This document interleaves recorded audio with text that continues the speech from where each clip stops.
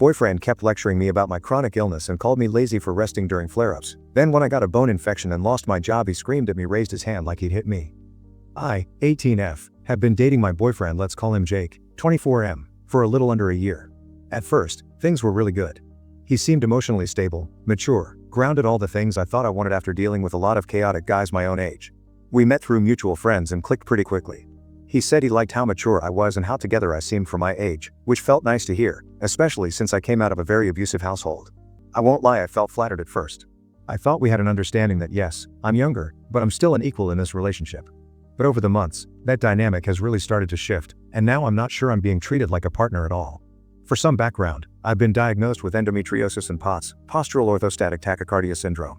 Both conditions affect my daily life in big ways. I deal with chronic fatigue, dizziness, and a lot of pain. There are days when I physically can't get out of bed without struggling, and managing my symptoms takes a lot of mental energy on top of everything else. Jake knows this. I was upfront about it from the beginning. And at first, he was really kind and supportive. But over time, he started acting like he knows better than me how I should be living my life. It started small comments about how much I sleep or how I manage my symptoms, but now it's like I can't do anything without some kind of lecture or judgment. Some examples: if I sleep in to manage a flare-up, that's not healthy. You need structure or you'll never be independent. If I get food delivered on a day I'm too fatigued to cook, you're wasting money and being lazy. If I cancel plans because of pain, you'll never build resilience if you give in every time. Even if I lie down after standing too long and feel dizzy, a POTS symptom, he tells me I should push through because resting too much makes it worse.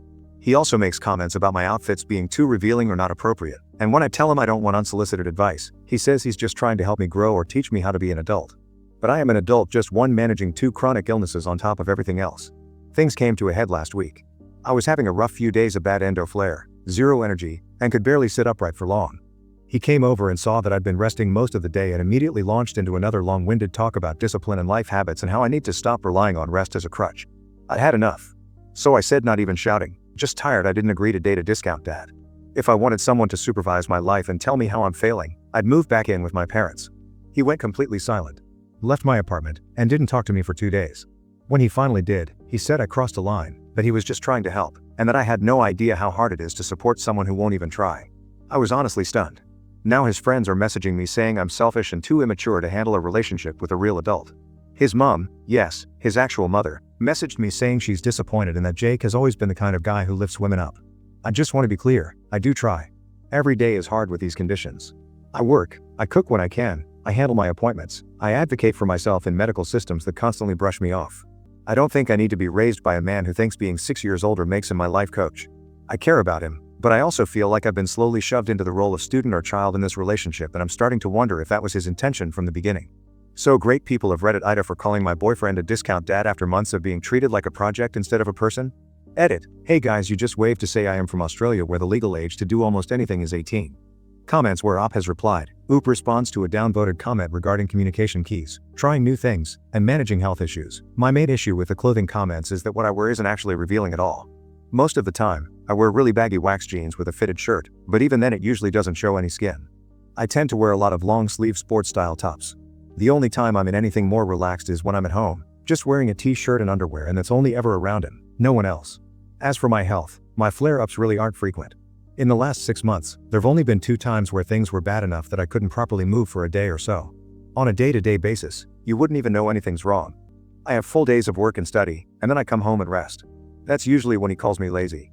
We've communicated about all of this more than enough. We've been together for almost a year now. In fact, tomorrow would mark a full year, and I've spent that time trying to explain how I feel and why the way he treats me isn't okay. But most of those conversations have ended in huge arguments, with him screaming at me and accusing me of making up my illnesses. He's told me more than once that if he had what I have, he'd be completely fine, and that I'm exaggerating everything. He's even said that there's nothing wrong with me, that I just think the world revolves around me, and that I need to stop pretending to be in pain. If those comments had never been made, I might have been able to understand his frustration or at least see it from his side. But after hearing things like that repeatedly, it just feels like he's being controlling. Across this entire year of us being together, there's probably only been about 1 full week total where I've completely stayed in bed. I know my limits. I've had POTS since I was 10 and was diagnosed with endometriosis at 11, 2 years after my first period. I've lived with these conditions for most of my life, and I know how to manage them. What I don't need is someone telling me they don't exist or that I'm using them as excuses to avoid being productive, when I on a daily basis work 10-hour shifts and then also study a diploma. How old was Oop when she met her partner, as there is an age gap? Oop. I was freshly 18 when we met and he didn't know how old I was till about 3 weeks into speaking. To be completely honest, I thought he was closer to my age, as he very much looked like it and acted like it. I am 19 in about a month. I'm not trying to stand up for him with the comment I'm about to make, but I can definitely say I do look and act a lot older than what I am. I get it quite a lot from a load of different people in a lot of different professions. I can honestly see how you made the mistake of thinking I could be older than what I was, especially because my friend group is also between 20 and 23 comment. NTA. Dude's 24 dating an 18-yo with chronic illness and thinks he's your life coach? The age gap plus his behavior screams control issues. You managing 2 serious conditions while working isn't lazy, it's impressive AF. Also, his mom messaging you is weird and crossing boundaries. Run. Oop, I definitely do think his mom messaging me was weird, and I do fully believe that he completely twisted the situation to her because his mother and I have had a really good bond up until then. Oop clarifies why she was having this relationship with a 24-year-old guy. I get the point you're trying to make, and trust me, I'm not here to defend someone who's made me feel this shitty.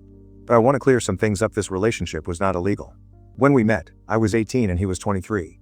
He's 24 now, and I'm turning 19 very soon. I'm legally an adult and have been living as one for a long time. I finished school at 15, moved out at 14, and I've worked full-time since I was 16.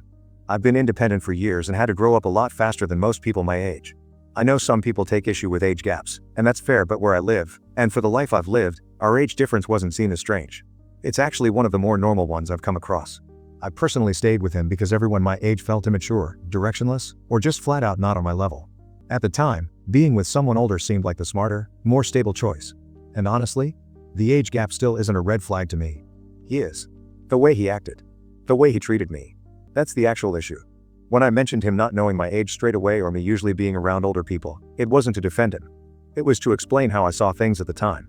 When he did find out my age, he chose to stay. That part? 100% on him. And now, after seeing the way he's treated me, how he's spoken to me, how he's lashed out, how he tried to hit me while I was crying, I've broken up with him. I know now that this wasn't okay. I've read every single DM and comment. I'm starting to reply to them now, and honestly, a lot of what people have said gave me clarity I didn't expect. It helped me understand what I was rationalizing or minimizing. You're right that he had choices. And so did I. I chose to stay longer than I should have, but I've chosen to leave now, and that's what matters most to me. Update 1. Hey. I didn't expect the post to get the kind of attention it did. I watched it go from about 200 upvotes down to 1, and honestly I'm still not sure why, but I really want to thank everyone who commented or messaged me privately. I've read everything. I'm slowly replying when I have the energy. You've all given me so much insight, some of it really hit, stuff I hadn't even thought about until now. Just thank you. It means a lot. I wasn't planning to update this soon, but things have gotten way worse within the last 3 hours, and I feel like I need to talk about it. Especially after what just happened. So I've been really sick the last few days. Like, properly sick. I was diagnosed with a bone sinus infection, and it's knocked me flat. I've had constant fevers, stabbing pain in my face and head, nausea, dizziness, I can't keep much food down, and on top of that my POTS symptoms have been way worse than usual. I've mostly just been in bed, barely functioning, just trying to rest and not pass out. Because of all that, I had to call in sick to work these last 2 days. I work with food, and there was just no way I could safely be around customers or food prep like this. I can barely even stand upright. It didn't feel like I had a choice. This afternoon I got a call from work telling me I was fired. No warnings or anything, just said they needed someone more reliable and they can't keep me on if I can't show up. I get it, I guess, but it still crushed me. I've always tried to show up, I've never taken advantage of sick days or anything. It felt like everything hit at once. I've only taken about 4 sick days in the entire 2 years. I've worked for this company. Jake came over not long after. I told him what happened. Told him I lost my job, that I'm sick, that I might need to go to the hospital because I'm starting to feel seriously not okay, and his response was basically, well, maybe if you took better care of yourself, this wouldn't happen. Then he said something like, you still could have gone in, people push through being sick all the time. I tried to explain that it's not like a cold, this is a bone infection, I literally couldn't walk from the bed to the kitchen earlier without fainting, and I work with food. He just kept brushing it off like I was being dramatic. He told me I'm always sick and I never fight through it. That turned into a full-blown fight. He started yelling, full volume screaming, pacing the room while I was just sitting there crying and asking him to stop. I was already feeling like absolute shit and I couldn't even get a word in without him talking over me. At one point I tried to speak and he got up close, and he raised his hand like he was about to hit me. He didn't, but he looked like he wanted to. And that scared me more than anything he's ever said. That was it for me. I ended it. We're done. I broke up with him then and there. Told him to get out, that I'm not doing this anymore. I don't care how sick I am or how hard things get from here. I'd rather be completely alone than sit there sobbing while the person who's supposed to care about me screams at me for being unwell. Right now I'm still in bed, fever's high, heart rate's not great, and honestly I think I'm going to the hospital soon. Something feels off in my body and I don't want to wait until it's too late. With POTS and now this infection, it feels like everything is just piling on top of me. I'm genuinely scared, not just emotionally but physically. My body feels like it's breaking down. Though I wanted to take the time to write this update, I am using text-to-speech, so I am so sorry if it's a bit jumbled. I'm tired of begging someone to believe me when I say I'm in pain. I'm tired of being talked down to, managed, lectured, and guilt-tripped when I literally need help. I didn't ask to be sick. I didn't ask for endo, or POTS, or a sinus infection that knocked me flat. I've done everything I can to keep pushing through, but it was never enough for him. But it's over. I'm scared, and sick, and jobless, but I'm also finally out. And that has to mean something. If you've made it this far, thank you again. Your comments gave me the courage to stop waiting for someone else to change and finally start choosing myself. Update 2. Hey everyone, back again with another update. Last time I was here I was sick, jobless, fresh out of a bad relationship, and honestly convinced I'd peaked at being a human potato sack. But things have flipped around a lot faster than I thought, and I finally get to share a happy update instead of a sad rant. Health stuff first. I went to hospital. Cheers to everyone who pushed me to stop being stubborn. The sinus infection was grim, but antibiotics sorted it. Now I don't wake up every day feeling like my skull's in a vice. POTS and endo are still the forever companions from hell, but with the infection gone, my baseline feels way more manageable. Cooked myself a proper dinner the other day without needing a nap halfway through, which for me is like running a marathon. My friends have been absolute legends. One mate accidentally bought me 6 kilograms of potatoes instead of 1 when grabbing groceries for me, so I'm now the proud owner of Potato Mountain 2025. Another mate sat with me in the hospital waiting room and we entertained ourselves by giving all the vending machine snacks aggressive ratings. Chocolate got a 10 tenths, those weird dried out muffins got a -3. It made something scary feel kind of funny. I've also joined an online support group for chronic illness, and honestly it's been life-changing. They just get it straight away, no judgment, no lectures. Plus the memes are painfully accurate. If you can't laugh at your broken body, what can you do? Money/work side. Getting fired still stung, but I've got Centerlink set up now. Not rolling in riches, but I can breathe. Applying for casual jobs closer to home. Found one literally down the street, so we'll see. In the meantime, I've been selling random stuff online. Marketplace buyers are a different breed of human. Someone actually tried to haggle on something I listed for free. Like, mate, what's your endgame? Mental health. I started seeing a counselor. Best decision ever. I'm learning how to stop feeling guilty for resting and how to say no without apologizing like it's a crime. She calls it boundaries. I call it telling people to rack off nicely and finally not letting idiots make me feel bad for having a nap. Now the juicy part, the new guy ! Honestly, I didn't think I'd be here already, but I've started seeing someone new. We've known each other for ages and it just kind of shifted into something a bit more romantic. We're just taking things slow, but honestly it's been really lovely. He's sweet, he listens, and he doesn't treat me like I'm broken or a child.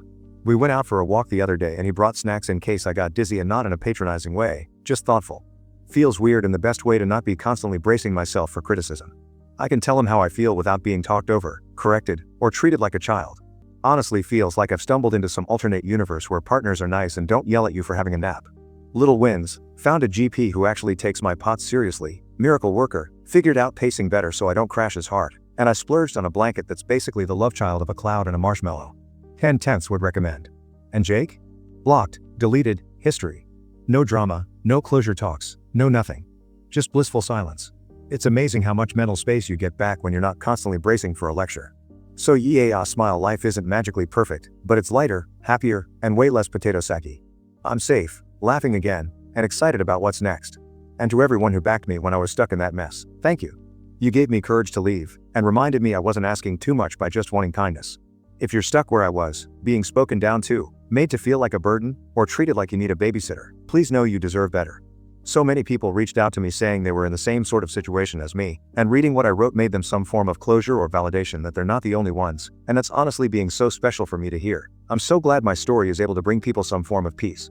But seriously, if I can leave and end up with potato mountains and snack-carrying sweethearts, you can too. Comments where Op has replied. Comment 1. Anyone else want to bet Jake called her job and told them she was faking it and that's why she got fired? Glad to see you got out of a toxic relationship and on the mend towards better things. Oop, honestly, maybe.